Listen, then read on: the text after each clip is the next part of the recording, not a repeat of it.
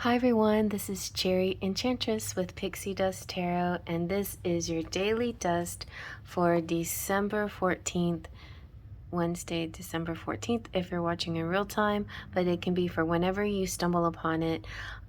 This is a timeless reading. I am doing, however, a silver and gold theme heading towards Christmas. Silver and gold, I just see silver and gold as part of the Christmas theme. And since I don't have like a ton of silver and gold edged tarot cards, I'm dipping into the oracles now. And so this oracle deck is one I created using makeplayingcards.com. I have two versions. This is the large size version, and I have a smaller one that's my go-to. This one has like kind of extended edition, and it's the adorable little box like that.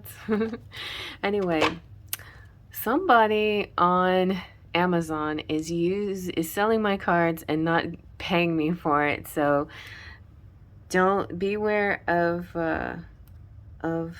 fake people selling. The only way you can get these cards, the original ones for me, is through my link in the description box. All right, and here we go. So we're going to shuffle these. And this, by the way, is gold edged. It's not like a glassy gold. It's like this pretty, it's kind of a starlit gold. Oh, look at the cards that came out, you guys. That's on flame. Okay, let's see what we get for the day you're watching this, or the 14th, or whenever you stumble upon it. One time. Okay, and I'll take off the top. Here we go. Ooh, soul path. This is a very good one. Spiritual soul path. Your relationship is part of a personal spiritual evolution and ascension. I feel like I want to do a series with these cards. Then we have friendly support. Fairies, guides, and friends are ready to give aid in your relationship. And falling in love. Sudden feelings that this is the one you have waited and longed for. Wow, you guys. All right. So let me get a little bit more channel messages coming through. When I created this card, I thought it to mean like, you know, it can be just the image that you see. It can be like having a lot of attention, a lot of people interested in you. But I also see it as, yeah, so on the one hand, you know, friendly support can mean like lots of friendly guys and girls, you know, saying, you know, being supportive, kind, friendly, encouraging, giving, charitable. They like to serve you. They like to treat you nice. This is nice to have this, right? It's also beyond just your 3D friends and family and support group. You also have a 5D support group, which includes fairies and your spiritual guides. And if you don't know that level, you know, the 4D, 5D spirit group that looks out for you, then maybe it's time to tap into that. But we also have yeah, and I just see that when you're kind of a person that is lit up, you know, you light up a room, you're lit up, you have a lot of sparkly essence around you. And I feel like you're a spiritual person, because the fact that the spiritual soul path came out just represents that what you're doing, how you connect with people. There could be like one particular person that you connect with and they definitely balance you and they're part of your evolution. But I also feel like this represents a variety of people that you, like whoever you touch and whoever touches you, always impacts you somehow, some way, in a good way, even if sometimes they don't, they do the not so nice things. The impact they have on you is actually good for you. It helps your evolution. It helps your spirituality. So you can see it that way. If you've had a bad experience and you're a little bit bummed about it, reflect on it a little differently. See it as what the universe is doing for you instead of to you, and how you've learned from this and how you're growing from it. But anyway, anybody you come in contact with is part of this, of your own spiritual soul path. Particular connections, but all your connections. But I feel also that there could be somebody coming in that's just a little bit different.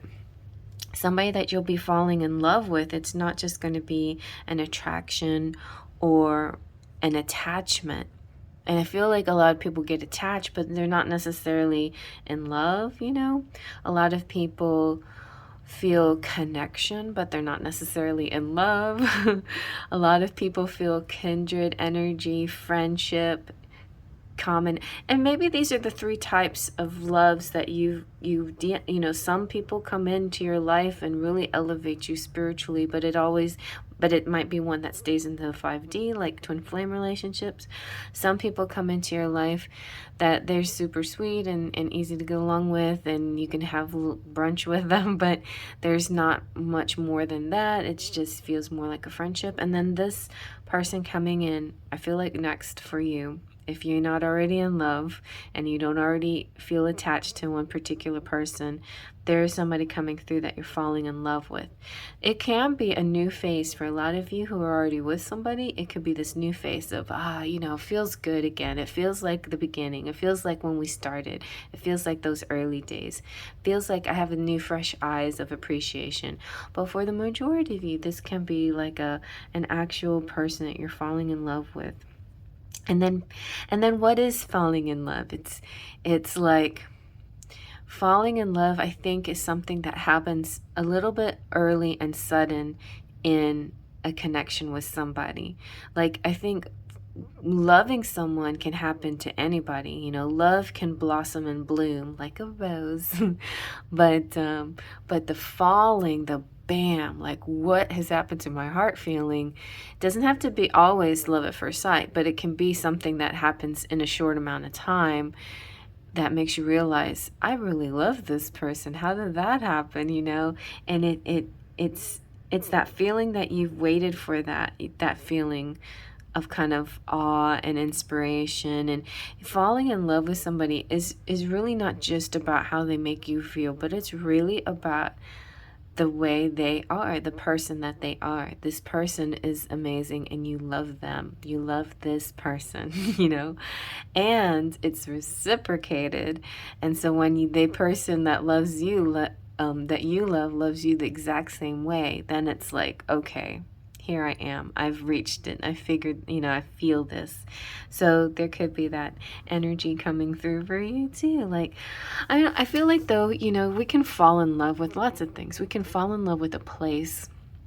I remember one trip I made out to California and Los Angeles. I'm like, I'm in love with Los Angeles, I walked into Disneyland. I was like, okay, I'm in love with Disneyland. I'm going to live here.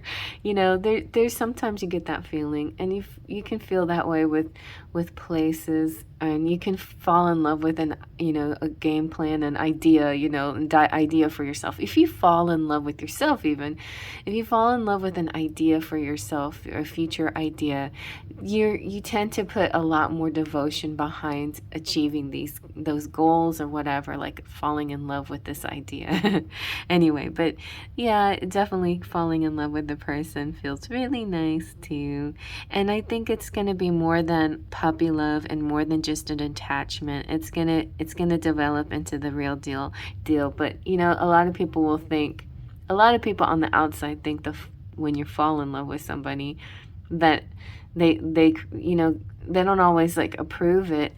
But I think this one is going to be supported. Definitely this connection is going to be supported a lot. Not that it matters, but a lot of people on the outside view it as like, they just have their heads in the clouds. And a lot of people may come from a place where they are more used to love that develops and grows like a flower instead of, the instantaneous falling feeling. But I think the people around you are going to be. See, we knew this was the kind of love you were going to get because that's who you are. You need to fall in love, and so we support you with this. Anyway, I hope you guys like that, and I fall in love with this deck because it's mine, and I worked really hard on it to get just the right pictures and the right wording. The original comes in, I think it's 33 cards. And then the extended versions, like almost 50 cards or something like that. But please, if anybody out there can help me figure out how to...